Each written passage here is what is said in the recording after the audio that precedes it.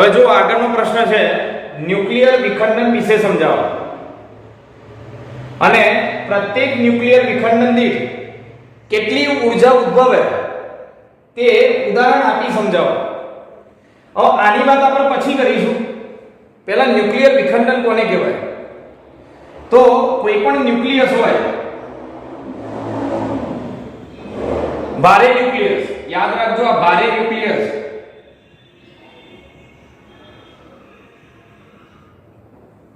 भारे न्यूक्लियस पर proton, neutron के अल्फा कण जेवा कणो न्यूक्लियस पर प्रक्षेप करी तो न्यूक्लियस पर एनो मारो करी न्यूक्लियस नु लगभग बे सरखा दर धरावता जुदा जुदा न्यूक्लियसों में विखंडन करवामां आवे छे અને આ પ્રક્રિયામાં ખૂબ જ મોટા પ્રમાણમાં ઊર્જા ઉત્પન્ન થાય છે। આ પ્રક્રિયાને ન્યુક્લિયર વિખંડન કહે છે। બહુ સિમ્પલ છે, નામ પરથી જ ખબર પડી। ન્યુક્લિયસ પર ભારે ન્યુક્લિયસ હોય એના પર પ્રોટોન, ન્યુટ્રોન કે આલ્ફા કણ જેવા કણોનો એના પર મારો કરી અથવા પ્રક્ષેપ કરી એવા કણોને એના પર પ્રક્ષેપ કરવામાં આવે। એટલે ભારે ન્યુક્લિયસ શું કરે? સૌપ્રથમ એવા કણોનું શોષણ કરી દે અને ત્યારબાદ એ જે ન્યુક્લિયસ હોય એનું બે લગભગ સરખા દર ધરાવતા લગભગ સરખા દરના ન્યુક્લિયસોમાં વિભાજન અથવા વિખંડન થાય છે અને આ પ્રક્રિયામાં ઊર્જા મુક્ત થાય છે। અહીંયા ઊર્જા મુક્ત થાય, આવી પ્રક્રિયાને ન્યુક્લિયર વિખંડન કહેવાય। હવે ખાસ ધ્યાન આપજો, પરંતુ ન્યુટ્રોન એ સારામાં સારો પ્રક્ષેપ કણ છે। કોઈ ભારે ન્યુક્લિયસ પર ભારે ન્યુક્લિયસનું વિખંડન કરવું હોય તો એના પર પ્રક્ષેપ કરવા માટે સારામાં સારો પ્રક્ષેપ કણ એ ન્યુટ્રોન છે। હવે એનું કારણ શું? ન્યુટ્રોન કેમ સારામાં સારો પ્રક્ષેપ કણ છે? એનું કારણ કારણ કે ન્યુટ્રોન જે છે એ વિદ્યુતભારની દ્રષ્ટિએ તટસ્થ છે, 0 n1। આના પર કોઈ વિદ્યુતભાર હોતો નથી અને પરિણામે આ ન્યુક્લિયસ વડે આ ન્યુટ્રોનને કોઈ પણ પ્રકારના બળનો સામનો કરવો પડતો નથી। ધારો કે પ્રોટોન હોય તો શું થાય? પ્રોટોન એના પર પ્રક્ષેપ કર્યો હોય તો ન્યુક્લિયસની અંદર પ્રોટોન પણ છે અને ન્યુટ્રોન પણ છે, તો પ્રોટોન પરનો જે વિદ્યુતભાર છે એ એના સામે જો પ્રોટોન પ્રક્ષેપ કર્યો હોય તો એનું શું કરશે? અપાકર્ષી બળ લગાડશે, એટલે એની ગતિ ધીમી પડી જશે જો અહીંયા પ્રોટોન હોય તો। એટલે ન્યુટ્રોન હોય તો ન્યુટ્રોન પર કોઈ પ્રકારનું બળ લાગતું નથી, એટલે સરળતાથી ન્યુક્લિયસ દ્વારા શોષાઈ જાય છે અને પરિણામે એ ન્યુટ્રોન એ ન્યુક્લિયસમાંથી ધીમે ધીમે બહાર નીકળી એનું બે સરખા દર ધરાવતા લગભગ સરખા દર ધરાવતા બે ટુકડામાં વિખંડન કરે છે અને ઊર્જા ઉત્પન્ન કરે છે। એટલે યાદ રાખવાનું કે કોઈ પણ ભારે ન્યુક્લિયસનું વિખંડન કરવું હોય તો સારામાં સારો પ્રક્ષેપ કણ એ ન્યુટ્રોન છે, બરોબર? એટલે જો આ રીતે ધ્યાન આપજો, ભારે ન્યુક્લિયસ પર ન્યુટ્રોન જેવા ન્યુટ્રોન, પ્રોટોન અને આલ્ફા કણ ને પ્રક્ષેપ કરતા આવા કણોનો મારો કરતા તો પ્રક્ષેપ કરતા તે ન્યુક્લિયસ વડે શોષાઈ જાય છે।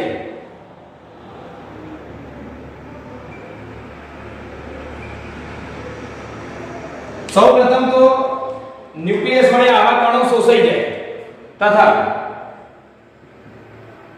ન્યુક્લિયસ उत्तेजित થઈ બે લગભગ સમાંતર ના ન્યુક્લિયસમાં વિખંડન પામે છે અને આ પ્રક્રિયામાં આ પ્રક્રિયામાં ઊર્જા ઉત્પન્ન થાય છે.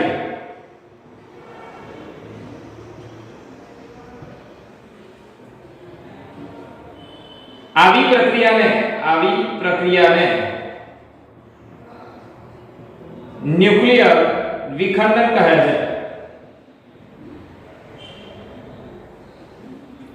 બરોબર, હવે ધ્યાન આપજો.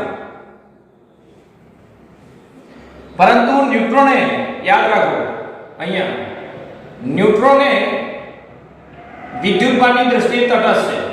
વિદ્યુતભારની દ્રષ્ટિએ તટસ્થ કણ છે.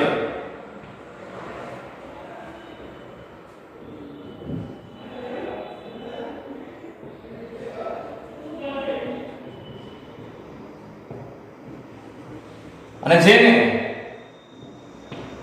જેથી તેને ન્યુક્લિયસ વડે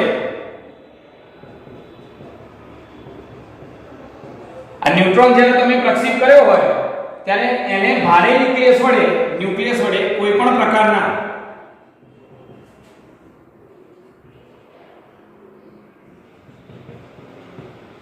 પ્રકારના અપાકર્ષી બળનો સામનો કરવો પડતો નથી.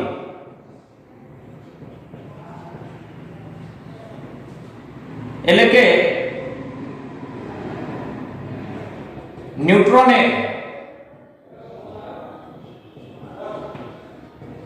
સારામાં સારો પ્રક્ષેપ કણ છે.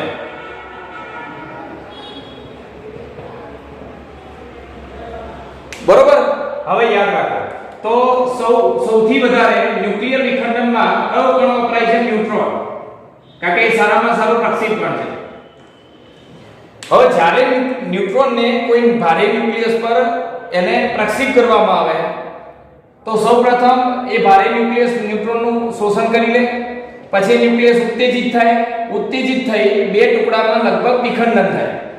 તો આવી ન્યુક્લિયર વિખંડન પ્રક્રિયા નીચે મુજબ થાય છે. જો ન્યુક્લિયસનું વિખંડન થઈ એટલે કે 92U238 ન્યુક્લિયસ પર 92U235 યાદ રાખજો, આ અલગ ન્યુક્લિયસ વપરાય છે, એમાં 92U235 ન્યુક્લિયસ પર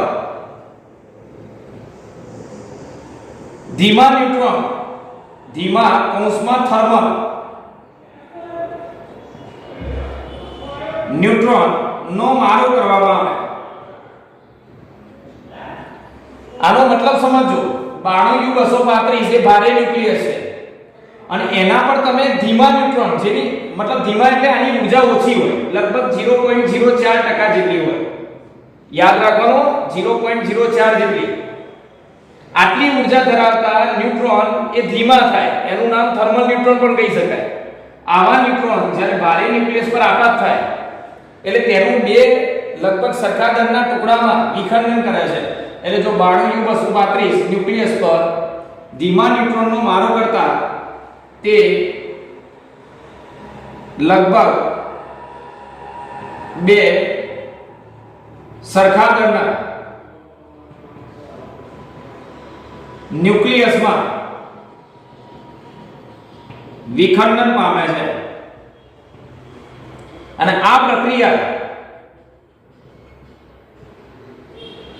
નીચે મુજબ છે. હવે ધ્યાન આપજો, આ 92U235 આ યુરેનિયમ ન્યુક્લિયસ છે, એના પર તમે થર્મલ ન્યુટ્રોનનો મારો કર્યો, થર્મલ ન્યુટ્રોનને એમાં પ્રક્ષેપ કર્યો એટલે શું થશે? થર્મલ ન્યુટ્રોન પહેલા એની અંદર દાખલ થશે, શોષાઈ જશે. બરોબર, એટલે કયું ન્યુક્લિયસ બને જો તો 92U236. આ ન્યુટ્રોન પહેલા આની અંદર શોષાઈ ગયો એટલે આ ભેગો થઈ ગયો, એટલે નવું ન્યુક્લિયસ ઉત્તેજિત અવસ્થામાં હોય ત્યારે એ કયું ન્યુક્લિયસ બને? 92U236. અને પછી આનું લગભગ બે સરખા ન્યુક્લિયસ 56 Ba144 અને 36 Kr89 આવા બે ન્યુક્લિયસોમાં વિખંડન થાય. બરોબર ને? આ રીતે બે ન્યુક્લિયસમાં વિખંડન થાય. સાથે 3 ન્યુટ્રોન પણ છૂટા પડે છે અને Q જેટલી ઉર્જા મુક્ત થાય છે. થાય શું સમજો, આ 92U235 ન્યુક્લિયસ છે, એના પર તમે થર્મલ ન્યુટ્રોન મતલબ ધીમા ન્યુટ્રોનનો મારો કર્યો. એ ન્યુટ્રોન જ્યારે આની અંદર દાખલ થાય એટલે આ ન્યુક્લિયસ ઉત્તેજિત અવસ્થામાં આવી જાય અને ઉત્તેજિત અવસ્થામાં આવે ત્યારે નવું ન્યુક્લિયસ કયું બને? 92U236. અને પછી જ્યારે આ ન્યુટ્રોન ધીમાથી આમાંથી બહાર નીકળે એટલે આના બે ટુકડામાં વિખંડન થાય. તો આ કયો બને? 56Ba144 અને આ કયો બને? 36Kr89 અને વત્તા આ પ્રક્રિયામાં 3 નાના નાના કણો ઉત્સર્જિત થાય, મતલબ 3 ન્યુટ્રોન ઉત્સર્જિત થાય. બે ન્યુક્લિયસમાં વિખંડન થાય, 3 નાના નાના ટુકડાઓ મતલબ 3 નાના ન્યુટ્રોન મળે અને એ ઉપરાંત અહીંયા Q જેટલી ઉર્જા મુક્ત થાય. આવી બીજી કેટલીક પ્રક્રિયાઓ ધ્યાન આપજો. કારણ કે અહીંયા એવું જરૂરી નથી કે ન્યુટ્રોન છે એ બિલકુલ મધ્યમાંથી જ દાખલ થાય. આવા અલગ અલગ જોડ પણ ઉત્પન્ન કરે. એટલે જો આવી બીજી કેટલી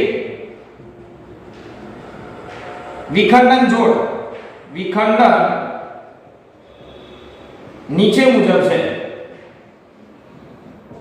આમાં શું થાય? ન્યુટ્રોન છે એ કદાચ અહીંયાથી પસાર થાય, આમથી ઉપરથી કાં તો નીચેથી. એ પ્રમાણે ન્યુક્લિયસોનું વિખંડન અલગ અલગ રીતે થતું હોય.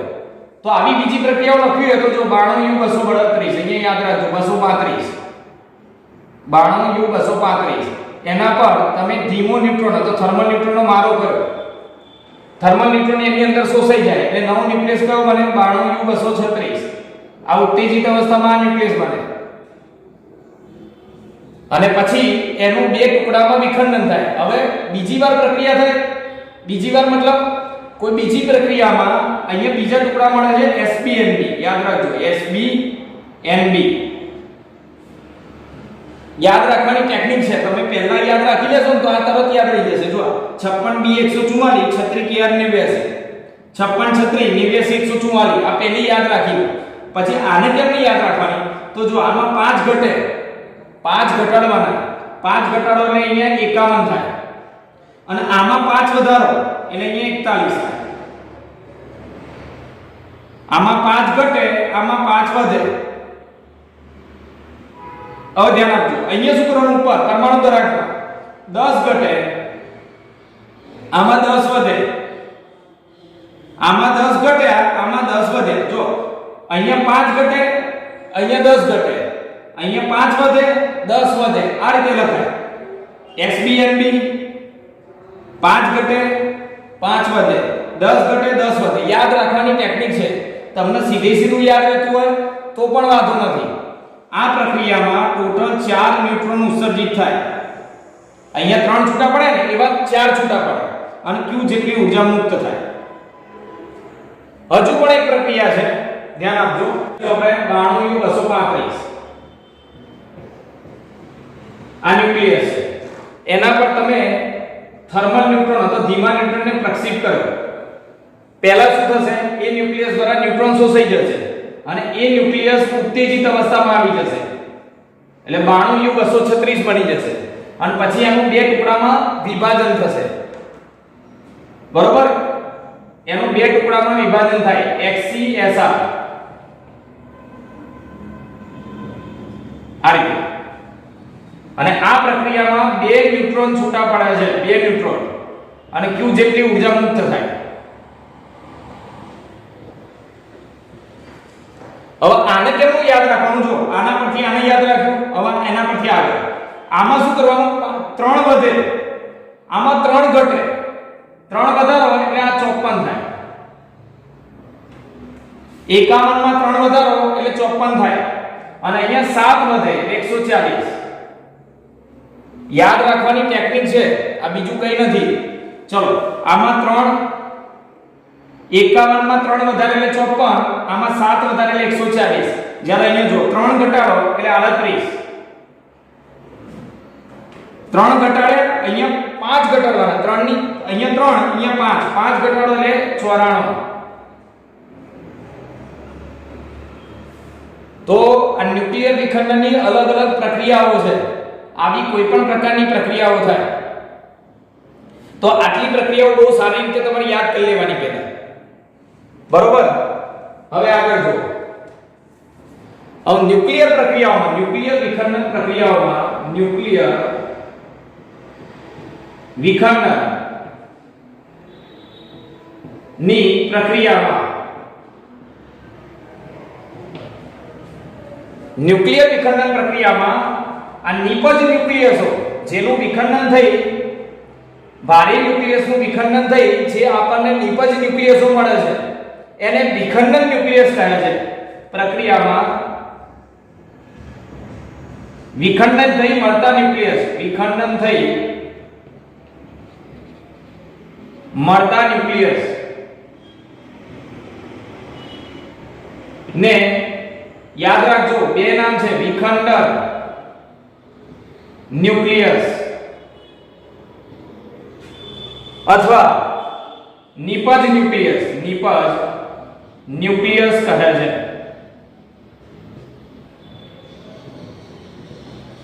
પ્રક્રિયાઓ લખ્યા પછી પહેલા આની વાત કરવાની છે. આ બધા ન્યુક્લિયસ જે થયા ને આ વિખંડન ન્યુક્લિયસ થયા તો નિપજ ન્યુક્લિયસ.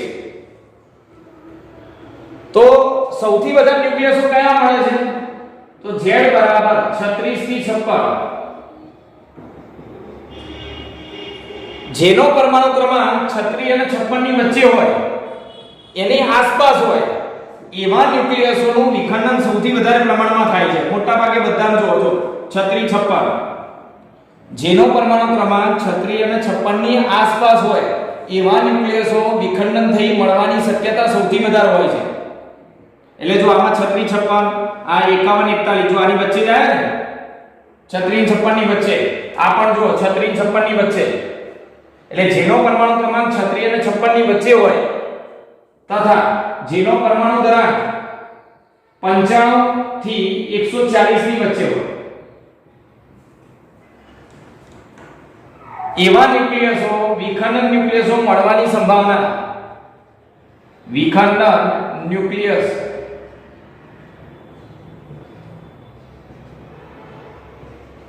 મળવાની સંભાવના સૌથી વધારે હોય છે.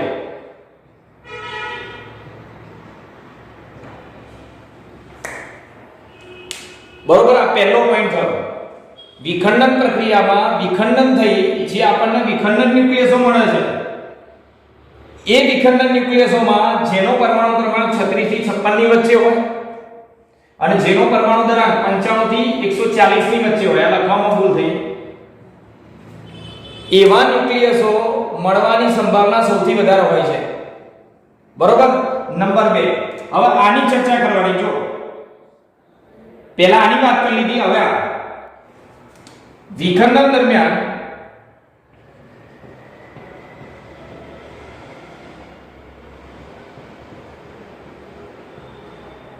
મળતા ન્યુટ્રોનને જે ન્યુટ્રોન મળે છે વિખંડન દરમિયાન મળતા ન્યુટ્રોનને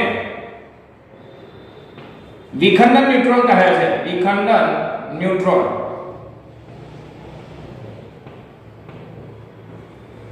એટલે અહીંયા જે આ ન્યુટ્રોન મળ્યા આ વિખંડન ન્યુટ્રોન થાય. વિખંડન ન્યુટ્રોન. એટલે વિખંડન ન્યુટ્રોન તે ખૂબ જ ઝડપી હોય છે. ખૂબ જ ઝડપી. ખૂબ જ ઝડપી હોય છે. આની ઊર્જા, તેમની ઊર્જા છે ને 2 મિલિયન ઇલેક્ટ્રોન વોલ્ટ જેટલી હોય. 2 મિલિયન ઇલેક્ટ્રોન વોલ્ટ. આ કેવા હતા? ધીમા, કે જેની ઊર્જા બહુ ઓછી છે. જો 0.0 છે અને આની ઊર્જા છે 2 મિલિયન ઇલેક્ટ્રોન વોલ્ટ.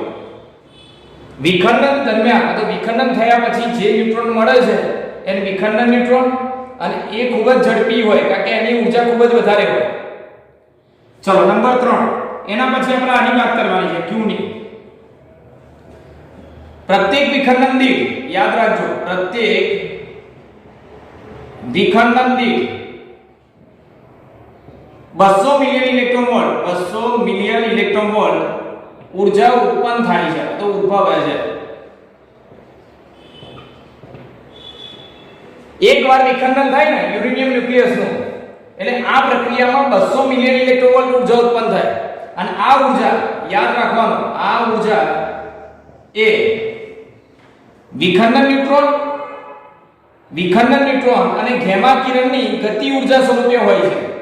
આ ઉર્જા એ વિખંડન ન્યુટ્રોનની લખવામાં ભૂલ થઈ, બોલવામાં ભૂલ થઈ. આ ઉર્જા એ વિખંડન ન્યુટ્રોન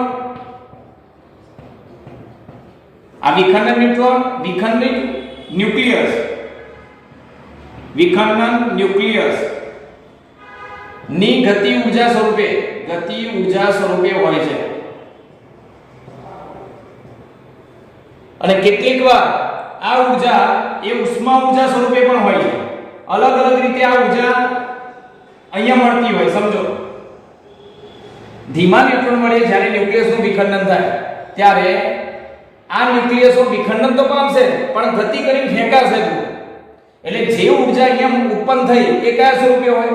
કાં તો ગતિ ઉર્જા સ્વરૂપે આ વિખંડન ન્યુક્લિયસના, કાં તો ઉષ્મા ઉર્જા સ્વરૂપે, કાં તો ગામા કિરણ પ્રકાશ સ્વરૂપે હોય. પ્રકાશમાં ઉષ્મા ઉર્જા આવી ગઈ એટલે આ પ્રકારે ઉર્જા ઉત્પન્ન થાય. યાદ રાખવાનું, પ્રત્યેક વિખંડનની કેટલી ઉર્જા ઉત્પન્ન થાય? 200 મિલિયન ઇલેક્ટ્રોન વોલ્ટ. હવે આગળ ચાલો.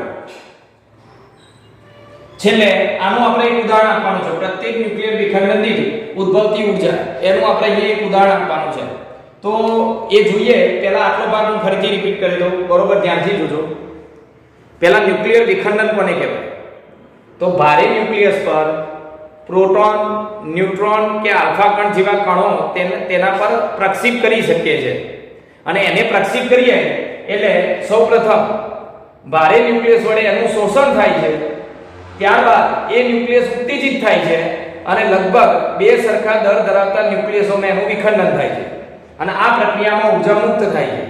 આવી પ્રક્રિયાને ન્યુક્લિયર વિખંડન પ્રક્રિયા કહે છે. પરંતુ ન્યુટ્રોન એ વિદ્યુતભારની દ્રષ્ટિએ તટસ્થ પણ છે. પરિણામે એ ન્યુટ્રોનને ન્યુક્લિયસ વડે કોઈ પણ પ્રકારના અપાકર્ષી બળનો સામનો કરવો પડતો નથી અને જેથી ન્યુટ્રોને ન્યુક્લિયસ પર પ્રક્ષેપ કરવા માટેનો સારામાં સારો કણ છે. આ સારામાં સારો પ્રક્ષેપ કણ છે. હવે તમે યુરેનિયમ ન્યુક્લિયસ 92U235 પર ધીમા ન્યુટ્રોન અથવા થર્મલ ન્યુટ્રોનને પ્રક્ષેપ કરો તો મારો ચલાવો એના પર. એટલે સૌપ્રથમ આના વડે એ ન્યુટ્રોનનું શોષણ થાય, પછી એ ન્યુક્લિયસ ઉત્તેજિત થાય અને એનું લગભગ બે સરખા દર ધરાવતા ન્યુક્લિયસોમાં વિખંડન થાય. આ પ્રક્રિયા નીચે મુજબ છે. તો પહેલી પ્રક્રિયા શું લખાય છે? 92U235 એના પર તમે થર્મલ ન્યુટ્રોન પ્રક્ષેપ કર્યો તો ઉત્તેજિત થઈ નવું ન્યુક્લિયસ કયું બને? 92U236 અને લગભગ બે સરખા દર ધરાવતા બે કયા ન્યુક્લિયસમાં વિખંડન થયું? 56Da144 36Kr89. આ તમારે પરમેનન્ટ યાદ રાખી લો. અને આ પ્રક્રિયામાં કેટલા ન્યુટ્રોન વિખંડિત થઈ મળે છે? 3. અને Q જેટલી ઉર્જા અહીંયા મુક્ત થાય છે. બીજી એક આવી પ્રક્રિયા છે કારણ કે ન્યુટ્રોન અલગ અલગ રીતે શોષાય, અલગ અલગ રીતે ટુકડા કરે. તો બીજી વિખંડન પ્રક્રિયામાં જો 56Da144 36Kr89 ની જગ્યાએ આની જગ્યાએ SbND આમાં 5 ઘટે 10 વધે, 5 વધ્યા 10 વધ્યા, આમાં 5 ઘટાડવાના નીચે, આમાં 5 ઘટે 5 વધે, 10 ઘટે 10 વધે. આવો યાદ રાખવાની ટ્રીક છે. ખરેખર એવું નથી થતું, ધ્યાનથી જોજો, એવું નહીં થાય પણ યાદ રાખવા માટે સરળ છે. અને પછી જો વિખંડનમાં કેટલા ન્યુટ્રોન? 4 ન્યુટ્રોન અને Q જેટલી ઉર્જા મુક્ત થાય. બીજી એક એવી પ્રક્રિયા છે HCSR. આમાં 3 ઘટે, આમાં 3 વધે, આમાં 7 વધે, આ 3 વધે, અહીંયા જો 3 વધતા હતા, 3 વધે, 3 ઘટે, 7 વધે, 5 ઘટે. આમાં થોડું ડિફરન્સ છે કારણ કે બંને બાજુ પ્રક્રિયા સંતુલન થવી જોઈએ. એ બધી માથાકૂટમાં નહીં પડવાનું, તમને યાદ રાખી લો. ત્યારબાદ પ્રક્રિયાઓ લખ્યા પછી શું કરવાનું? તો વિખંડન થઈ જે ન્યુક્લિયસ આપણને મળે છે એને વિખંડન ન્યુક્લિયસ અથવા નિપજ ન્યુક્લિયસ. સૌથી વધારે કયા ન્યુક્લિયસો મળે? જેનો પરમાણુ ક્રમાંક 36 થી 56 ની વચ્ચે અને પરમાણુ ક્રમાંક 95 થી 140 ની વચ્ચે હોય એવા ટુકડાઓ મળવાની સંભાવના સૌથી વધારે. પછી આની વાત કરવાની. વિખંડન દરમિયાન જે આપણને ન્યુટ્રોન મળે એને વિખંડન ન્યુટ્રોન અને એ ખૂબ જ ઝડપી હોય જેની ઉર્જા 2 મિલિયન ઇલેક્ટ્રોન વોલ્ટ ક્રમની હોય. અને છેલ્લે વિખંડન દરમિયાન પ્રત્યેક વિખંડન એકવાર વિખંડન થાય 200 મિલિયન ઇલેક્ટ્રોન વોલ્ટ ઉર્જા ઉત્પન્ન થાય. અને આ ઊર્જા કયા સ્વરૂપે હોય? આ વિખંડન ન્યુક્લિયસના ગતિ ઊર્જા સ્વરૂપે હોય છે. કેટલીકવાર થોડી ઘણી ઊર્જા એ ઉષ્મા ઊર્જા સ્વરૂપે પણ હોય. તો આ રીતે આટલો ભાગ આપણે અહીંયા લખી શકીએ. હવે એનું ઉદાહરણ. હવે જો આપણે હમણાં જો કે પ્રત્યેક ન્યુક્લિયર વિખંડન દીઠ 200 મિલિયન ઇલેક્ટ્રોન વોલ્ટ ઊર્જા ઉત્પન્ન થાય છે. એ આપણે ઉદાહરણ આપી સમજાવવાની છે. ઉદાહરણ તરીકે ધ્યાન આપજો. જેનો પરમાણુ ધરાંક A બરાબર 240 હોય ધરાવતા ન્યુક્લિયસનું જેનો પરમાણુ ધરાંક 240 છે એવા પરમાણુ ધરાંક 240 ધરાવતા ન્યુક્લિયસનું વિખંડન થયું.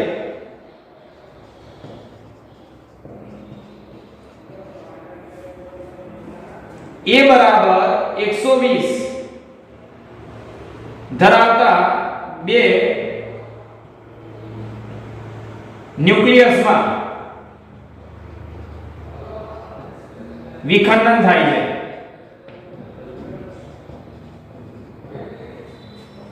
ચલો આ એક ઉદાહરણ લઈ લીધું કે જેનો પરમાણુ ધરાંક કેટલો છે 240. જો આનો 240 ની આસપાસ છે, યુરેનિયમનો પરમાણુ ધરાંક 240 ની આસપાસ, એટલે આપણે ઉદાહરણ તરીકે લીધું કે 240 પરમાણુ ધરાંક ધરાવતા ન્યુક્લિયસનું 120 જેનો પરમાણુ ધરાંક હોય એવા બે ન્યુક્લિયસમાં વિખંડન થાય. લગભગ સરખા લીધા આપણે. તો આ પ્રક્રિયામાં કેટલી ઊર્જા ઉત્પન્ન થાય? પ્રક્રિયાથી કેટલી ઊર્જા ઉત્પન્ન થશે? તો લગભગ 200 જેટલી. તો જવાબ આપણે 200 ની આસપાસ આવશે. તો એના માટે જો પહેલું એક કામ કરો. અહીં જેનો પરમાણુ ધરાંક 240 છે, A બરાબર 240 પરમાણુ ધરાંક 240 ધરાવતા ન્યુક્લિયસ માટે ન્યુક્લિયોન દીઠ બંધન ઊર્જા આ તમારે યાદ રાખવી પડશે, કારણ કે પ્રશ્નની અંદર આપણે ઉદાહરણ આપવાનું છે, એટલે આ મૂલ્ય તમારે યાદ રાખવું પડશે. જેનો પરમાણુ ધરાંક 240 છે એવા ન્યુક્લિયસની ન્યુક્લિયોન દીઠ બંધન ઊર્જા, ન્યુક્લિયોન દીઠ બંધન ઊર્જા એ કેટલી હોય છે? તો યાદ રાખવાનું 7.6 મિલિયન ઇલેક્ટ્રોન વોલ્ટ પ્રતિ ન્યુક્લિયોન.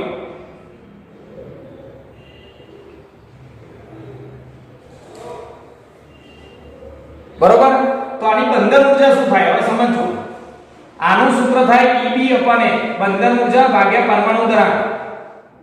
ન્યુક્લિયન દીઠ બંધન ઊર્જાનું સૂત્ર આવું છે ગુણ્યા 7.6. તો પરમાણુ ધરાંક અહીંયા ગુણાકારમાં જતો રહે, તો આની બંધન ઊર્જા શું આવી? 240 ની. જેનો પરમાણુ ધરાંક 240 છે એની બંધન ઊર્જા કૌંસમાં હું અહીંયા 240 લખી દઉં છું એટલે તમને ખ્યાલ રહે. તો પરમાણુ ધરાંક અહીંયા ગુણાકારમાં 7.6 ગુણ્યા 1 એટલે 7.6 ગુણ્યા 240. તો આવા ન્યુક્લિયસની બંધન ઊર્જા કેટલી થઈ? મતલબ એમાં જેટલા પણ પ્રોટોન ન્યુટ્રોન છે એ કેટલી ઊર્જાથી બંધાયેલા હશે? તો એની બંધન ઊર્જા મળશે આપણને 7.6 ગુણ્યા 240 એટલે તમારો આવશે 1824 મિલિયન ઇલેક્ટ્રોન વોલ્ટ. હવે આપણે શું કરીએ? જો આમાંથી વિખંડન થઈ આ ન્યુક્લિયસો બને છે 120 પરમાણુ ધરાંક ધરાવતા. તો હવે જો A બરાબર 120 ન્યુક્લિયસની ધરાવતા બે ન્યુક્લિયસ માટે, નહીં એક જ ન્યુક્લિયસ ધરાવતા ન્યુક્લિયસની 120 પરમાણુ ધરાંક હોય એવા ન્યુક્લિયસની બંધન ઊર્જા EBN, આ EBN ડેશ લખું છું અહીંયા, એની ઊર્જા 8.5 મિલિયન ઇલેક્ટ્રોન વોલ્ટ હોય છે પ્રતિ ન્યુક્લિયોન. 240 જેનો પરમાણુ ધરાંક છે એની ન્યુક્લિયોન દીઠ બંધન ઊર્જા એક પ્રોટોન ન્યુટ્રોન છૂટા પાડવા માટે કેટલી ઊર્જાની જરૂર પડે? 7.6. જ્યારે 120 વાળા જે ન્યુક્લિયસ છે એની બંધન ઊર્જા 8.5 મિલિયન ઇલેક્ટ્રોન વોલ્ટ પ્રતિ ન્યુક્લિયોન છે. હવે આને કેવી રીતે લખાય? EB અપન A. અહીંયા EB ડેશ અપન A લખું છું. બંધન ઊર્જા ભાગ્યા પરમાણુ ધરાંક, ન્યુક્લિયોન દીઠ બંધન ઊર્જા એનું સૂત્ર બંધન ઊર્જા ભાગ્યા પરમાણુ ધરાંક બરાબર 8.5. આને અહીંયા ગુણી નાખો તો EB ડેશ બરાબર 8.5 ગુણ્યા A. આવા કોની અહીં એક જ ન્યુક્લિયસ ની, પણ આવા તો બે ન્યુક્લિયસ છે. આવા આપણને કેટલા ન્યુક્લિયસ મળે છે? બે. તો બે ન્યુક્લિયસ ની બંધન ઊર્જા, આ એકની બંધન ઊર્જા આવી તો આવા બે ની બંધન ઊર્જા શું થાય? તો બે ની બંધન ઊર્જા 120 વાળાની 120 હોય ને એની બે ની બંધન ઊર્જા એટલે ગુણ્યા 2 કરી દેવા પડે. આના ગુણાકારમાં 2 એટલે અહીંયા ગુણાકારમાં 2 આવી જશે 8.5 અને પરમાણુ દળાંક કેટલો? 120. આ 120 વાળા છે. તો આનો તમે ગુણાકાર કરશો તો ટોટલ જવાબ તમારો થશે 120 ગુણ્યા 8.5 ગુણ્યા 2 એટલે એ જવાબ તમારો આવશે 2040. તો પહેલા એક ન્યુક્લિયસ હતો, એ એક ન્યુક્લિયસ 240 નો હતો. એની બંધન ઊર્જા જો યાદ રાખો, તમારે હંમેશા ન્યુક્લિયમ દીઠ બંધન ઊર્જા આપી હોય તો બંધન ઊર્જા શોધવાની. અહીંયા તો એકે રકમમાં કશું આપેલું નથી, કારણ કે ઉદાહરણ છે. આને આપણે યાદ જ રાખવું પડશે. 240 પરમાણુ દળાંક ધરાવતા ન્યુક્લિયસની ન્યુક્લિયન દીઠ બંધન ઊર્જા 7.6, તો એની બંધન ઊર્જા કેટલી થઈ? 1824. ક્લિયર થઈ ગયું કેમનું લવાય? EBF અને એ ગુણાકારમાં તો બંધન ઊર્જા મળી ગઈ. હવે આવા ન્યુક્લિયસનું વિખંડન થઈ આપણને આ બે ન્યુક્લિયસ બન્યા આવા, તો એકની શોધો તો આ રીતે શોધાય. એની ન્યુક્લિયનની બંધન ઊર્જા 8.5, તો બંધન ઊર્જા 8.5 ગુણ્યા a અને પછી એવા બે ન્યુક્લિયસ એટલે ગુણ્યા 2 કરો તો 2040. તો આ પ્રક્રિયામાં બંધન ઊર્જા કેટલી બદલાઈ અથવા તફાવત કેટલો થાય? તો અહીં વિમુખ થતી અથવા ઉદ્ભવતી ઊર્જા તો વિમુખ થતી ઊર્જા બરાબર આ બે ન્યુક્લિયસની જે ઊર્જા છે એમાંથી એક ન્યુક્લિયસની ઊર્જા બાદ કરો, જેમાંથી વિખંડન થયું તેની ઊર્જા બાદ કરો. એટલે 2040 માંથી 1824 બાદ કરીએ તો 216 મિલિયન ઇલેક્ટ્રોન વોલ્ટ ઊર્જા થાય. એના તફાવત જેટલી ઊર્જા અહીંયા ઉદ્ભવી હશે એટલાનો તફાવત પડે છે. તો સમજો બરોબર, તો કે આ ન્યુક્લિયસનું વિખંડન થયું 240 પરમાણુ દળાંક ધરાવતા ન્યુક્લિયસનું વિખંડન થયું તો વિખંડનની કેટલી ઊર્જા ઉત્પન્ન થઈ? લગભગ 200 million electron volt. 200 million electron volt એટલે કે 216 એટલે 200 ની આસપાસ આટલી ઊર્જા અહીંયા ઉત્પન્ન થાય છે. એટલે આવા જેટલી પણ ન્યુક્લિયર વિખંડનની પ્રક્રિયાઓ છે એમાં આપણે ઉદ્ભવતી ઊર્જા ગણીએ તો એ 200 ની આસપાસ મળે છે. એટલા માટે તે કીધું છે કે પ્રત્યેક વિખંડન દીઠ 200 મિલિયન ઇલેક્ટ્રોન વોલ્ટ ઊર્જા ઉત્પન્ન થાય. તો આ તમારે અહીંયા ઉદાહરણ આપવાનું છે. બરોબર? તો આ બાબત તમારે અહીંયા યાદ રાખવાની, આ MCQ માટે કામમાં આવશે.